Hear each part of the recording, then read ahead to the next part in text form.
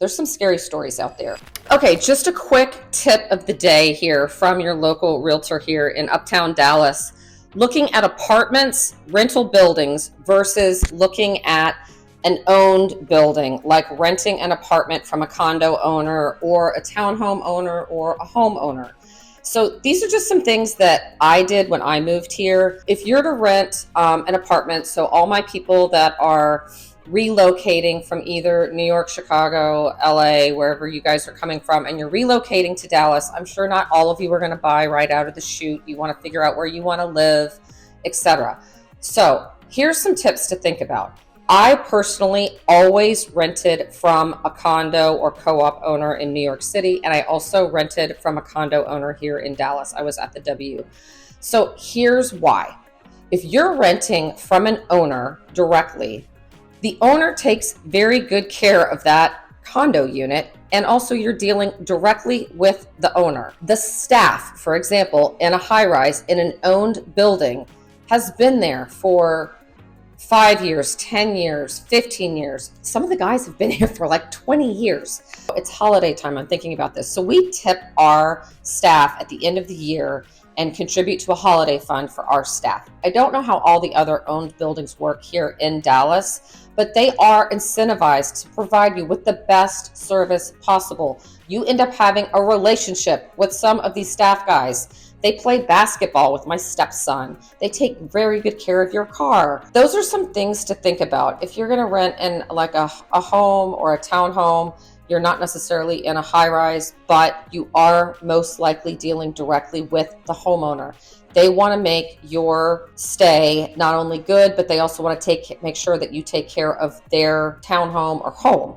So just thinking it from the other side of the coin, you don't have to do that, but also like some of these apartment buildings that are managed by companies, they are great, but there are some out there, you guys, there's some scary stories out there. So I had a personal friend, she rented from a big apartment unit here in Uptown. It's awesome on the Katy Trail. She got her apartment broken into and all of her bags and jewelry stolen. I've also heard that there were golf clubs stolen. There's another building where there's been a lot of car break-ins in the garage of the apartment building. So the tip is, okay, you should read Google reviews, Yelp reviews, but I checked some of these buildings that I know have had issues. They are still getting 4.5 stars, 4.7 stars. I don't know how they're circumventing that, but these are things that you guys should know.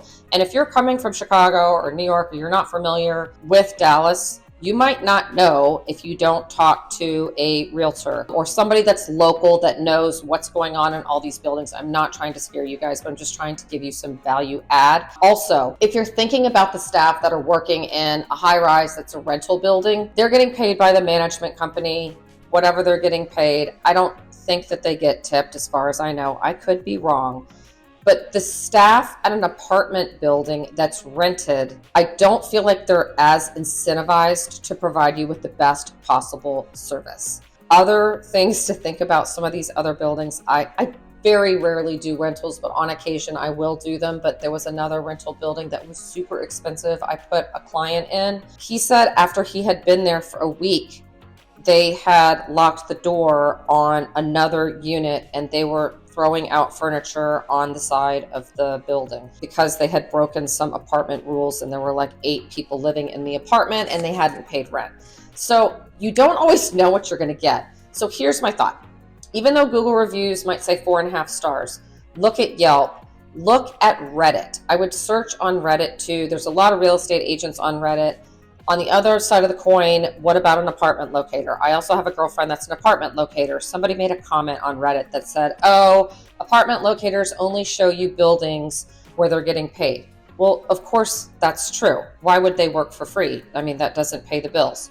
So if you're using a realtor, for example, if you were to use me, I don't do rentals very often, but with the new NAR changes, we would have a commission agreement, compensation agreement is what they're calling it now. You can choose either I get paid by the other side, the people that have the listing for the rental. So they would either choose to share commission with me or compensation with me. And you can just see units where I get shared with the other agent, or you can choose to pay my brokerage directly. I mean, I paid apartment locator in New York. It was horrendously expensive, but I wanted to see everything that was available and I was willing to pay her for her services. So that's something else to think about, and that's something that I can walk you through based on what your budget is if you are to rent, because I know not everybody just wants to buy immediately. So I was just thinking about that today, like all these people that are coming here from other parts of the United States. Maybe you're moving here from out of the United States and you have no idea what's going on in Dallas. So these are just things to think about. I will be honest with you and tell you these 3 buildings I probably would not recommend, just based on I have had personal experiences with my friends that they've had things broken into or stolen out of those buildings for me.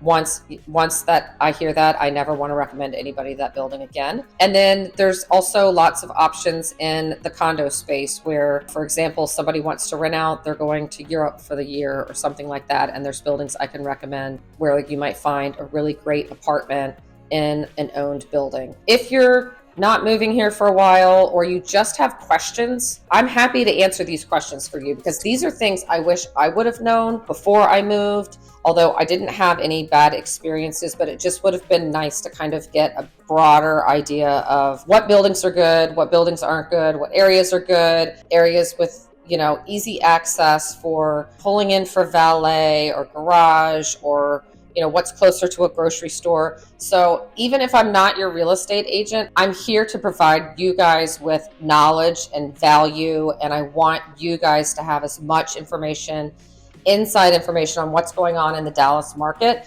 And if you just have a question, you just want to run it by me, be sure and comment, ask me. That's what I'm here for. I just want to provide you guys with information, and I just want you to love Dallas as much as I love Dallas, and I want you to have a great experience. So just thought I would get on here quickly and give you some quick tips and tricks on renting in apartments versus in a rental building versus an owned building. So